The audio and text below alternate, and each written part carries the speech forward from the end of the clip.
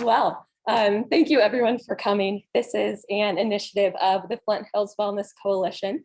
And so we're very thankful to have some members of our action team and other involved people being present today at our kickoff event.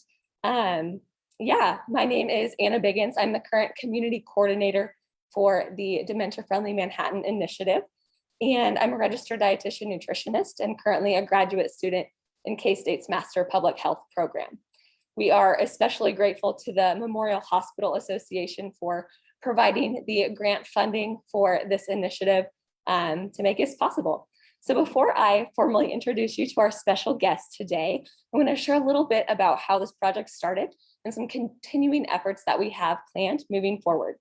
So the initiative began here back in March when I was searching for an internship to complete my applied practice experience for the public health program.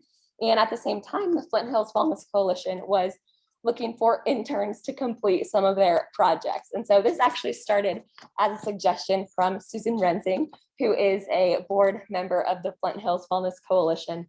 And it really caught my eye because of my passion for working with older adults. Yes, do you have a question?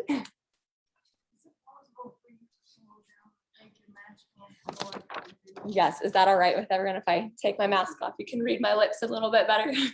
Okay, great, absolutely. So yes, thank you for that. It originally caught my eye because of just my passion for working with older adults, and because the topic dementia-friendly communities was not anything I had ever heard of before. And so another reason that it caught my attention was because of my family's own experience with dementia. My grandpa was diagnosed with one type of dementia when I was about 3 years old. And as I got older, I saw how his progressive condition affected my whole family, and especially my grandma, since she was his main caregiver. And when I saw that project suggestion, I did some research on dementia-friendly communities, and then a national organization called Dementia Friendly America came up. I found out that DFA, or Dementia Friendly America, has set out on a mission to create dementia-friendly communities across the entire nation. And unfortunately, Kansas is one of the few states that doesn't yet have a dementia-friendly community.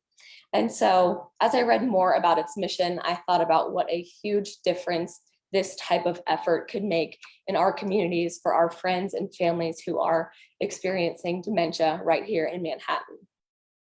So DFA has a whole wealth of resources to support communities who are newly trying to begin this type of initiative. And so it's with their resources that we have kind of begun this initiative here in Manhattan. But before we could start all of our efforts, the first step was to take a look at what our community already knows about dementia and dementia-friendly communities. So we conducted a local survey earlier this year, which revealed that only 17% of Riley County residents who were surveyed were aware of the dementia-friendly community movement, which again is not that surprising because it has not been tackled before in the state of Kansas.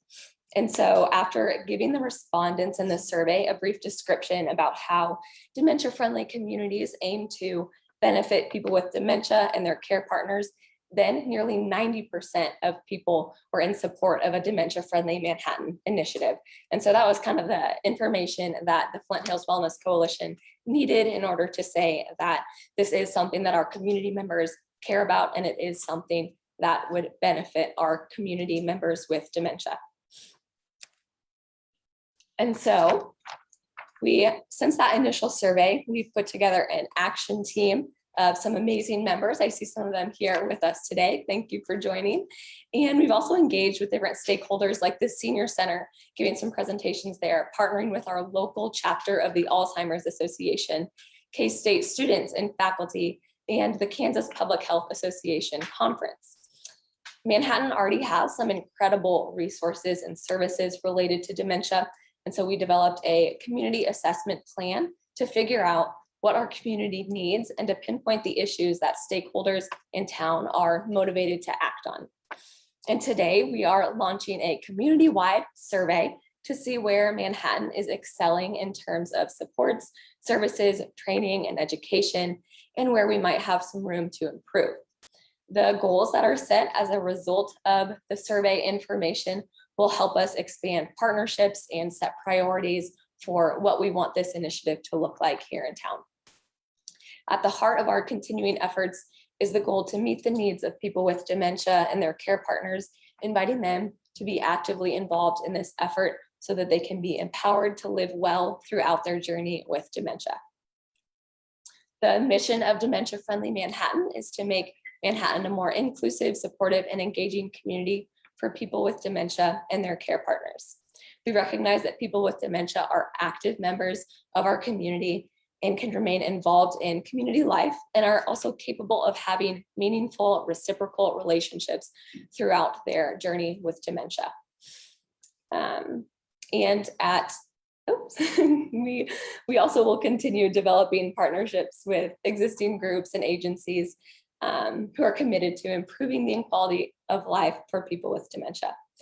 We are rooted in the core value that every single person deserves to be treated with dignity and included in the activities that make our community the vibrant place that it is. And with that, I am delighted to introduce you all to today's special guest, an expert in aging and dementia. As a leading researcher and practitioner, some of her areas of expertise include dementia care, creativity, and connectedness. As a former professor at the University of Wisconsin-Oshkosh, she's authored numerous journal articles, book chapters, and books. Her latest book title is called Dementia Friendly Communities, Why We Need Them and How We Can Create Them.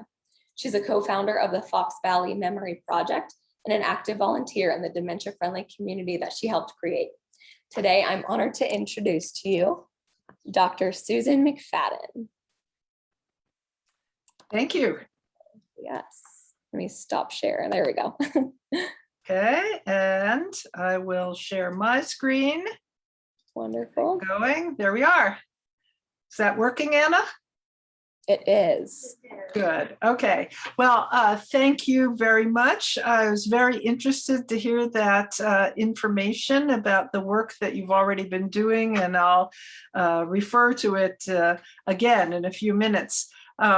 So I'm delighted to be with you today. I wish I could be in person, but it's good to be with you on Zoom, and that means we can include other people as well. I have put my email address up here, so I encourage you, if you have questions that you think of later that you'd like to ask or want to run an idea past me, please feel free to email me. I'll be talking a bit more later on about Fox Valley Memory Project, and if you want to learn more about that, you can go to our website and see videos and photographs and descriptions of our programs. So I invite you to do that. And if you're ever in Northeast Wisconsin, let me know, and you can visit some of our programs in person. So here we go. This is an overview of what I want to cover today. I want to give you a little bit of Dementia 101, not knowing where you all are in your knowledge about some basics about dementia. So I'll throw that out. Some of you will be quite familiar with this information. Talk a bit more about this dementia-friendly community movement that Anna has already introduced. I'm going to give you a case study to tell you a bit about what we've done here in Northeast Wisconsin, and then to talk more generally about our relationships with people having some type of dementia. So with that, we will get started by talking about what is this thing we're talking about. One of the most common questions I get asked when people hear the kind of work I do is, what is the difference between Alzheimer's disease and dementia? And I can't tell you how many times I've been asked that question. And it comes out of some confusion where people don't understand that the word dementia is a general category, as I have here on this definition. It's not a diagnostic category at all. It's an umbrella term that describes changes in the brain that take place over time And these changes produce a variety of problems, and they're related to thinking, feeling, and acting. And these problems interfere with people's ability to live their daily lives. Now, most people think about dementia in terms of memory loss, but there are other types of dementia that do not begin with memory problems. So it's important to keep that in mind. A really critical part of this definition is that term over time, because dementia is a progressive condition. In some individuals, there will be a rapid progression. In other people, it will be slow. Some people, it will be slow and steady. For other people, it will come in kind of waves of loss of various functions. But it's important to keep in mind that this is a condition that changes over time. And what I really want you to keep in mind as we go through the rest of my talk today is that when we are creating dementia-friendly communities, we understand that we are working with people with a progressive condition, and therefore their needs for our programs and services will change over time. So we really need to keep that in mind as we move forward with planning for how you're going to create a dementia-friendly community.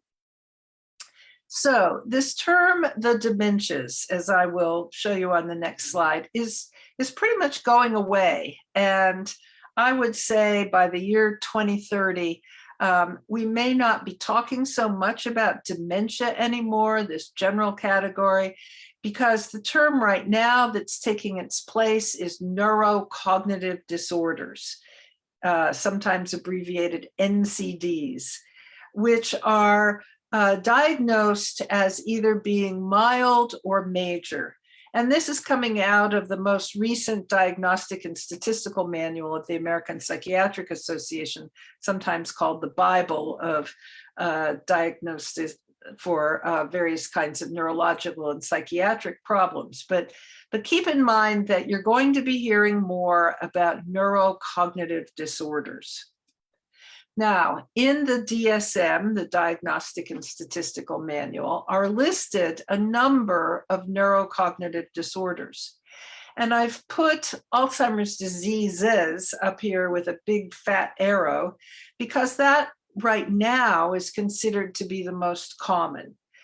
And I added that very important S to the end of the word disease, because increasingly researchers and clinicians are noting different forms of Alzheimer's disease that have different clinical presentations and also may differ in terms of the neuropathology, the underlying things that are taking place in the brain. So that's another change that we're right on the cusp of right now that I think we'll start to hear more about. And then the rest of this list takes up various types of neurocognitive disorder, or dementia, if you will. And probably the second most common is vascular disease, which results from a series of small strokes in the brain, and the damage accumulates over time. If any of you want more information about any of these, contact me or put a question in the chat. I put this term mixed types up here because you can have more than one of these neurocognitive disorders. Most of the time, people present with some type of vascular disease and some type of Alzheimer's disease. So it's important to keep that in mind also. And of course, research on these things is changing, and you really need to catch up with what's changing. So this is what we know right now, at least from the American Psychiatric Association. But what I really want to address today in talking about dementia-friendly communities is that dementia has been called a disease of exclusion. It's been called that because people are so terrified of the various changes that take place with dementia that very often when they hear one of their friends getting one of these diagnoses, they pull away. And I'll say more about that later. And what that does is exclude not just the person who has the diagnosis or has the symptoms but hasn't yet received a diagnosis, but it also tends to exclude care partners, whether we're talking about a spouse, a partner, an adult child, a friend, etc. It is a disease of exclusion. And what we're all here today to do is to change that narrative, to change that story about exclusion, and to go from exclusion to inclusion in the life we all share in community. And that is what dementia-friendly communities are trying to do, to make sure that people who have this scary diagnosis that nobody really wants to talk much about, to make sure that they continue to be included in our communities. So I want to give you a little background in addition to what Anna said. This idea about dementia-friendly communities began in England, and this is a PDF of a document you can find online. It was one of the first things that I read back in 2011. And one of the things that impressed me so much about this early work that was coming out of England was that people went out and interviewed folks having dementia. They talked to them. It wasn't a matter of some professionals sitting around a table saying, well, what can we do? They went out and talked to people living with this condition and said, what do you want from your communities? And then these documents, these early documents that they produced are just full of quotes from people saying what they want. And so after getting all this information, then these folks in England put this definition together where a dementia-friendly community makes it possible for the greatest number of people with dementia to live a good life, which isn't that what we all want? And that those folks with dementia can live as independently as possible and continue to be a part of their community. Whether or not they are living in some defined care community, or whether they're living in the house they've had for the last 60 years, or whatever it is, that they can live their lives as they wish to and be a part of the community, and that the community now is educated so that it can meet them with understanding, and when they need support, it can offer that support. So this is pretty basic. This is pretty simple about what a dementia-friendly community is. Its core value, and Anna talked about the core value before, but here's a quote again from England. Its core value is that the people who have dementia and their carers, that's what they call care partners in England, they must be at the heart of any considerations or decisions. And that statement about inclusion maps very well onto the disability rights movement that we have known about in the United States for some time, since the Americans with Disabilities Act was passed. And this logo down here is rather common and people know it. Nothing about us without us. So don't make plans for programs and services without asking us if this is something that you want. And it sounds to me like that's exactly what you're doing in Kansas. There are other core values in dementia-friendly communities. Dementia-friendly communities are about relationships, and relationships that are nurtured in various ways. These photographs here show people who came to our memory cafes. And I know all these people and I cherish them. And they form relationships not just with the people who are presenting the interactive programs at the memory cafes, but they form relationships with one another. Remember, this can be a disease of exclusion. And so it's important to keep this idea of relationships central to everything we do. And we also want to affirm and support a sense of meaning and purpose for people living with dementia.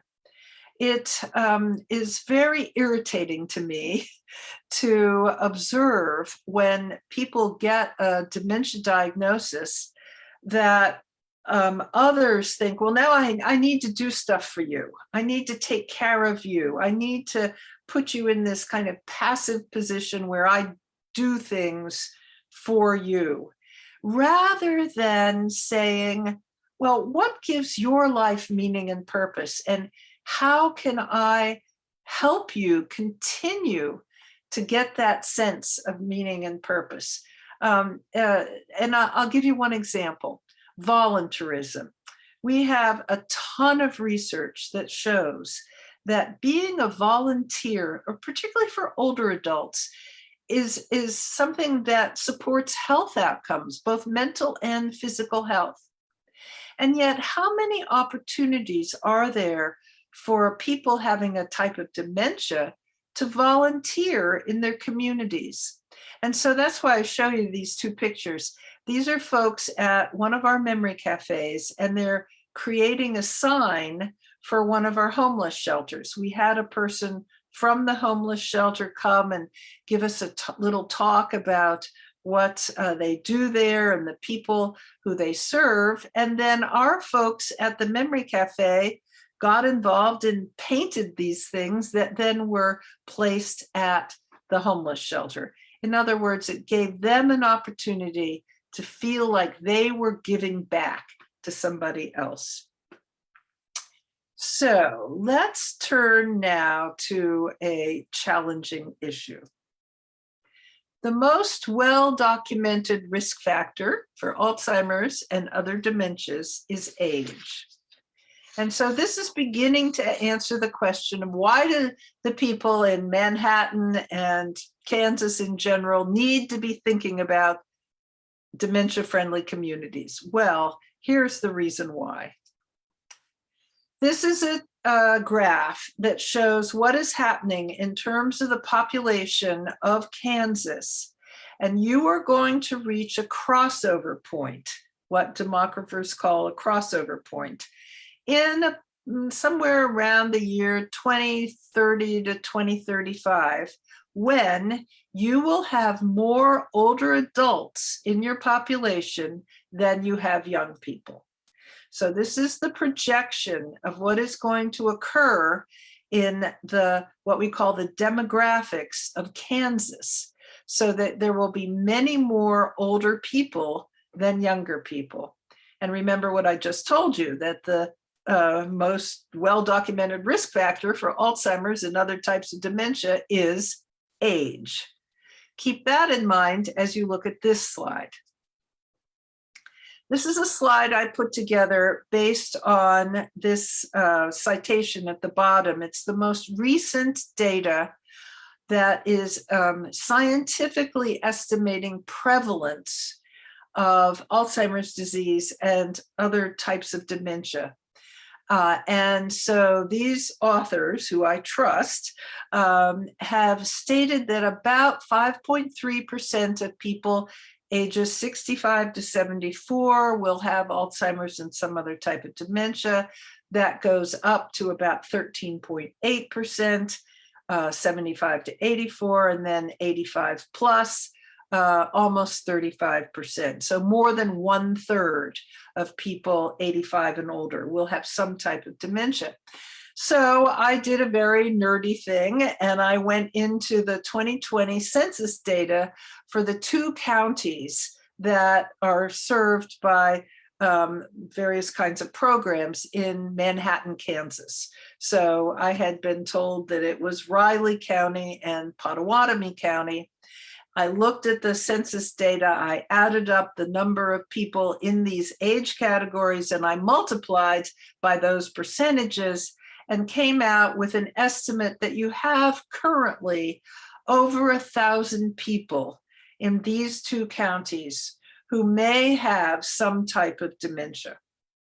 So just pause for a moment and think about that you may have over 1,000 people living with this progressive condition. In most cases, it is probably not diagnosed. So we want to create dementia-friendly communities. And you've already heard a little bit about Dementia Friendly America because the Flint Hills Wellness Coalition has hooked up with them. It's wonderful. This is their website. But Wisconsin also has a toolkit. So you can go to this website through Wisconsin and you can see what we in Wisconsin have been doing. And it really doesn't vary that much between these organizations, but it'll give you another idea on how people are creating dementia-friendly communities throughout the country. So as I said, feel free to ask me any questions you want later on about particularly what's happening in Wisconsin. I was really happy to hear Anna say that you are going to be doing this community survey.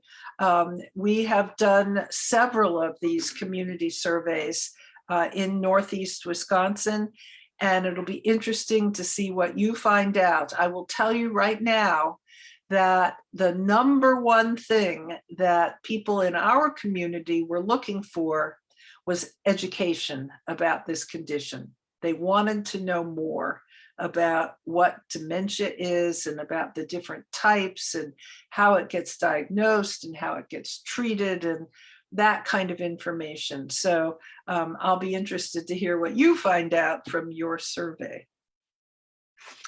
So I want to tell you a little bit more about Fox Valley Memory Project. And please do go to the website where you'll just see lots of information. You'll see our mission statement, which is not all that different from your mission statement. You can even play a little memory game with these boxes. If you all remember when you were kids and you played that game where you turned cards over and tried to match them. Well, this logo of ours cleverly does that. So if you're bored someday, you can see if you can match up the cards. We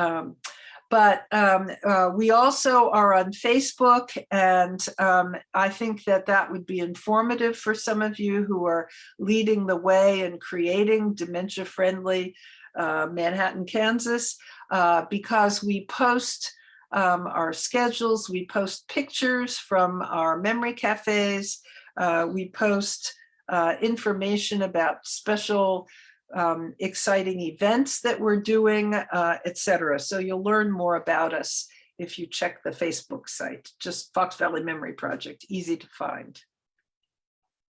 So here are some lessons that we have learned. We've been in existence. The early formation was in 2011. We got our first big grants in 2012. We started with planning grants. So that's where you are all today. You're part of really a planning grant today. And then hopefully you'll be ready to move on and launch something bigger after you gather your information. Initially we were not a 501c3, as I understand you are not, but then we did apply for that nonprofit status. So here are some lessons that we learned along the way. Don't have too many people at the table. I have been to far too many meetings about dementia-friendly communities where good-hearted people thought they needed to invite everybody in the community who might have some type of connection to dementia.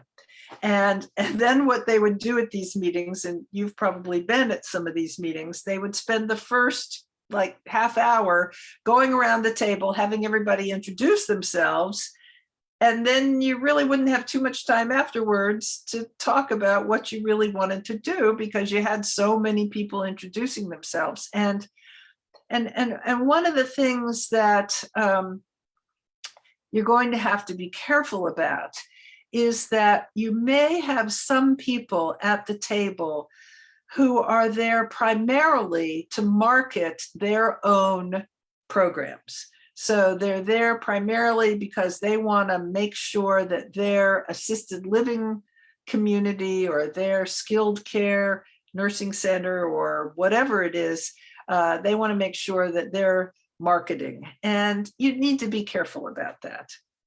So you need careful planning, you need a workable timeline. It sounds like you have that. Not everything is going to work. And so you want to monitor your programs. It's fabulous that you are located where there's a large university. By all means, access people at the university who can help you do some research. Like you have this community survey that you're doing that Anna is helping with, but stay in touch with those researchers who might be able to help you really find out whether your programs are doing what you hope they're doing. Watch out for turf issues, as I kind of mentioned that before about having too many people at the table. We have always made it a policy at our programs that we don't have various organizations, many good-hearted people out there who work for assisted living communities or whatever, who want to put their brochures out at our programs. But then it looks like we are promoting those programs, and we don't want to get into that. So just be careful about that. It really helps to have at least one paid staff person. It sounds like you have a number of opportunities in your community to obtain grant support. This person can be part-time, can be working for another organization, as long as that person knows that some percentage of his or her time is devoted to your dementia-friendly community initiative. Because these programs sometimes get started by really wonderful, enthusiastic volunteers who just can't sustain that. And so you need to have one person whose job is to really guide what's happening.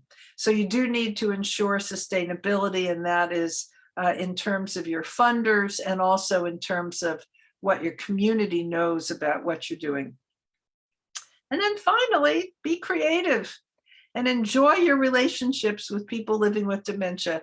This can be incredibly joyful work. I can't tell you how many people have said to me over the years, "Oh, isn't that depressing?" And sometimes people would say to me, "Well, wouldn't you rather work with children rather than elderly people who have some type of dementia?" And they just don't understand that this can be a source of tremendous joy. So this slide expresses that. So that guy who's playing the ukulele there is my husband, who introduces the memory cafes where we volunteer with a song that names everybody sitting in the memory cafe. I'll define memory cafes in a minute, but I just wanted to show you these pictures. This picture down at the lower left, I really love that picture. That is a man who really sat through the cafe with very little expression on his face. I wasn't sure whether he was engaging in what we were doing. We were making these wreaths, and this is another example of doing for others. We were making the wreaths so that they could be sold to raise money for a garden for children at the library we meet. So our memory cafe people were doing something for others, and he held this wreath up and got this great big smile on his face and next to his wife, and I love that. I love this other picture too, because if you look on a map, you will see that where we're located in Northeast Wisconsin, we have a lot of rivers and lakes.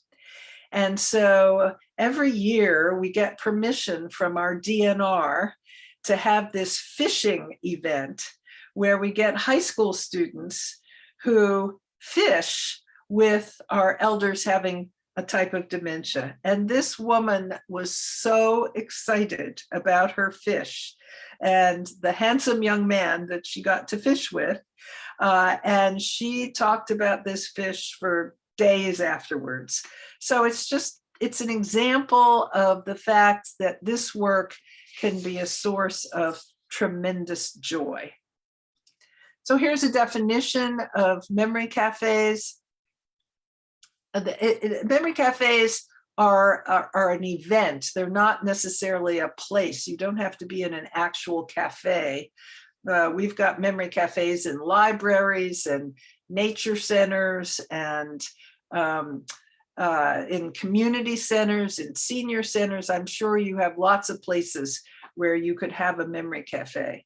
But they give people with dementia and their care partners the opportunity to enjoy regular, enjoyable social interaction with others who share their dementia journey. And this is a safe, welcoming, and stigma-free environment. It's so stigma-free that I have had people come to visit a memory cafe. I remember one woman came from a radio station and she pulled me aside and she said, "I really can't tell who has dementia." And I said, "That's the point. It's okay. We're all here together. We're enjoying being together. And it's not a time for the care partner to drop the person having a type of dementia off and come and pick him or her up in an hour. It's a time for the care partners to meet other care partners and form friendships. And that's what happens. Friendships are formed and they're very, very meaningful. Now, why do we need these friendships? We need these friendships because, as I said before, this is a disease of exclusion. And what you will find, and perhaps you've already observed this, is that some older people do not want to be associated with people having a type of dementia because they're afraid of what social psychologists call identity contamination. They're afraid that others will look at them and they'll think, "Oh, maybe you have dementia too." And so this is kind of similar to what you all may have heard when an older person says, "Well, I don't want to go to the senior center because they're all old people there."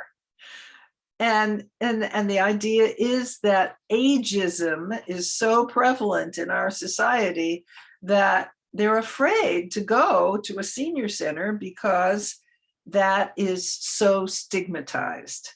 So it's something that we need to recognize. We need to be compassionate with people who have these fears, but we have to help them work through it. And then you'll hear a lot of people say, "Well, somebody gets a dementia diagnosis. I just don't know what to say to him. I'm afraid I'll say the wrong thing. I'm afraid I'll say something that will upset her. So I'm just not going to say anything." And that is what really reinforces this disease of exclusion. I can't tell you the number of people that I have heard say to me when I am asking them, "Well, what's the first thing you think about when you think about people having dementia?" You may hear this in your community survey. And I have people say, "Well, they get mean." They do? Really? All people who have a type of dementia get mean? But that's a stereotype. And it's fairly prevalent because I hear it over and over again. And I'm not quite sure where it comes from. But beware of those stereotypes and do your best to be understanding of the people who have these fears and anxieties and help them to work through it. And then this last one, I just heard somebody say this the other day. Well, if my friend has a type of dementia, well, she's no longer the same, and I just want to remember her like she was. Or this one's so awful, she's just an empty shell of the person she once was. Not true. And that's one of the wonderful things that you all discover as you get into this dementia-friendly community work, is that people who have a type of dementia have so many gifts to give back to you. And they may be changed because of this progressive condition, but they still have a lot to give. So friends need to learn various communication strategies. We need to slow down, be patient. If a person asks us the same question over and over again, which is a very typical characteristic of Alzheimer's diseases, be patient, be sensitive to the progression of symptoms so that you understand that this is a condition that changes over time, and the things that you were able to do with your friend having dementia at the beginning may not be the same as what you can do with your friend having dementia now. And if you think back to what I said about memory cafes, please be aware that memory cafes are for everybody who has a type of dementia. Now, I know that there are some out there that say, well, we're for the people who have early stage dementia. Well, you know, what happens when their dementia progresses? Do we tell them they can't come to the memory cafe anymore? No. We have people who come to our memory cafes who have actually had to move into some type of residential memory care, but the cafe community and the friendships are so important that their daughter or their spouse or whoever picks them up at memory cafe, at the memory care community rather, and brings them to the memory cafe. You know, they may no longer have much language, but they know they're in a happy place. They know they're in a place where people care about them. So we offer comfort and reassurance that I, as your friend, am going to stick with you. I am not going to abandon you when your symptoms progress. And when your symptoms progress, you as the friend may have to enter that, what we call the dementia zone. And some of you know what I'm talking about. This kind of place where the conversation goes from point A to point T to point F to point M, and you just go with it. And you understand that it can be meaningful communication, perhaps not in a linear way, but it's still quite meaningful. And what is really meaningful is the fact that you have had this time with your friend where you are sharing not just cognitive stuff, but a positive emotion. And researchers know that even for a person with pretty advanced dementia, that positive feeling can last. And that's what you're doing when you enter the dementia zone with your friend. And you don't even need to talk. You can just sit and watch the wind move the branches in the trees. And when you're doing that, you can encourage creativity. And we always need to be thinking about that. And this is an example of something that you might want to take a look at. This is by a very good friend of mine named Ann Basting, who is the founder of the Time Slips organization. And this imagination kit is something that you can order online or get at a bookstore. And it consists of a bunch of different things. It's got cards with pictures that you can see at the bottom there. And you can use these pictures to show your friend, and let's look at this picture. And you're not going to ask your friend, well, do you remember who that is? Because that'll just make them nervous. You're going to say, well, what should we call this guy sitting on the horse? Should we give him a name? Let's make up a story about this guy. What should we call the horse? What do you think the horse's name might be? And where are they? And where do you think they're going? And before you know it, you've spun out a whole story.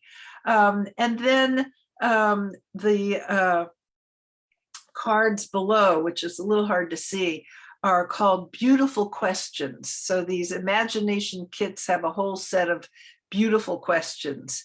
And they're questions to get a conversation started that don't rely on memory, but rather on creativity.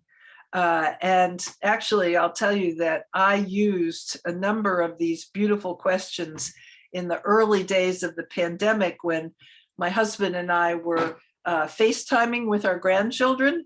And, you know, the grandchildren were kind of popping around, and I would put up one of these beautiful questions on the screen, and I'd say, I remember one of them was, if your foot could talk, what would it say to you?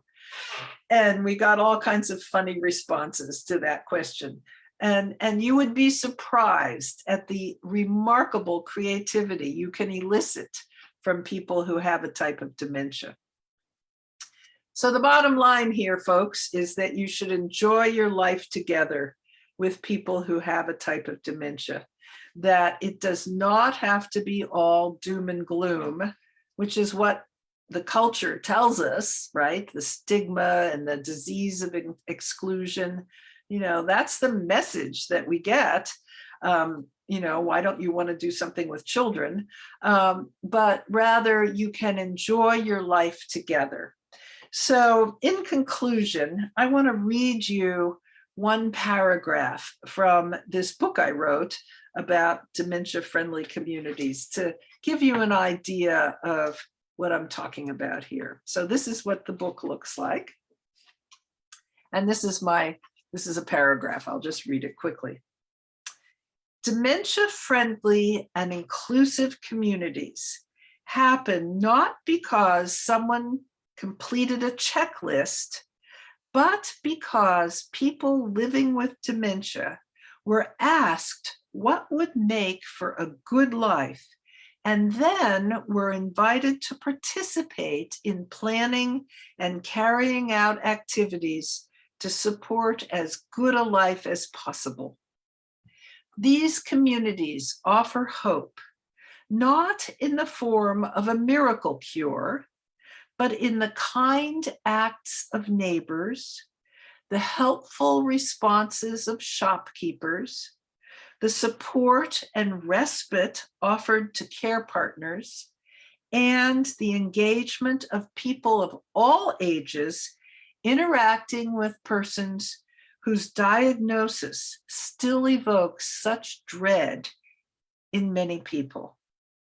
These are communities of people who do not deny the many difficult challenges of dementia, but always affirm possibilities for enduring, meaningful relationships throughout the dementia journey, relationships that support the dignity of everyone who lives in the community. So thank you very much for giving me this opportunity to talk with you today. If you have questions, I would be happy to answer them either now